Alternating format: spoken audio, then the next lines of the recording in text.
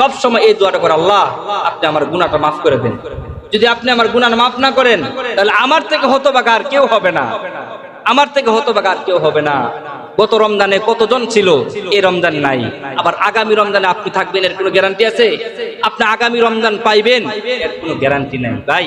এজন্য এই রমজানটাকেই যেহেতু আল্লাহ তাআলা আপনাকে দিয়েছেন, এর মানে আল্লাহ তাআলা আপনাকে সুযোগ দিয়েছেন, আপনি নিজের গুনাহগুলোকে ক্ষমা করে নেন। মৃত্যু চলে আসলে আর কেউ আপনার আপন হবে না। এই কথাগুলো আমি সবসময় বলি, দুনিয়াতে কেউ কারো আপন নয় আল্লাহ ছাড়া।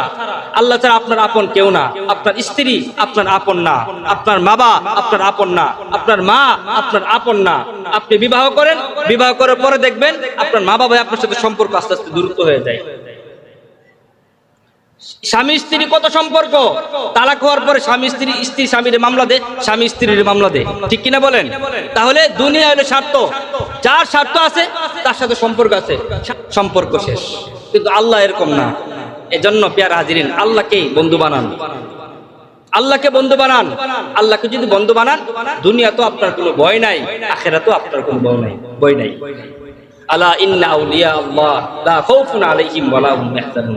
এজন্য এই মৃত্যুর প্রস্তুতি গ্রহণ করা, দুনিয়ার লোভ লালসা, ধন সম্পদ এগুলো সব ঠিকভাবে থাকবে, কিন্তু আপনি দুনিয়া থেকে চলে যাবেন।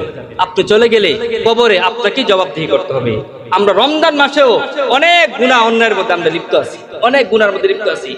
বিশ্বাস করেন, যারা সুদের সাথে জড়িত, যারা ঘুষের সাথে জড়িত, যারা অন্যায় করে, জুলুম করে, টাকা আত্মসাৎ করে, মানুষের জমি দখল করে, মানুষের টাকা পয়সা জোর জবরদস্তি করে আপনি দখল করতেছেন, এই টাকাগুলো নিয়ে সন্তানকে খাওয়াইতেছেন, স্ত্রীকে খাওয়াইতেছেন, মা বাবাকে খাওয়াইতেছেন, ওরা আরামে খাইতেছে, ঠিক কবরে গেলে আপনি মাইটটা খাইবেন শুধু আপনি একা।